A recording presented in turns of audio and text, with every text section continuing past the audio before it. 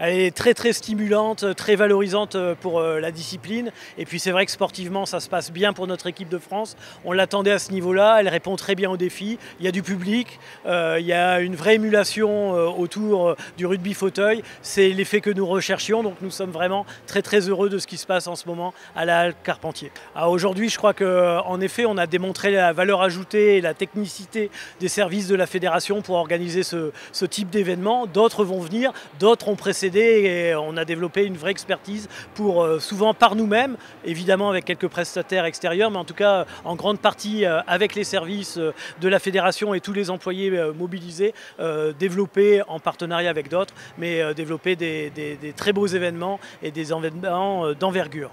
Il faut le montrer évidemment pour Paris 2024 et il faut être dans une dynamique un peu volontariste et de conquête. C'est le but de la Fédération française handisport, de dire le COJO fait son travail mais la Fédération aussi. D'abord pour nos athlètes, pour leur dire habituez-vous à jouer à la maison. Il y a le home advantage qui est important, donc on le fait. Ensuite pour le public, de se dire bah, tiens je vais m'habituer à venir voir des athlètes en situation de handicap. Il se passe quelque chose, il y a de l'enjeu, il y a de l'ambiance, c'est important. Et puis pour là aussi nos équipes, faire en sorte que ce soit des moments où on mobilise les sources internes, les bénévoles, les volontaires en faveur d'événements qui doivent préfigurer ce que seront les Jeux paralympiques de 2024.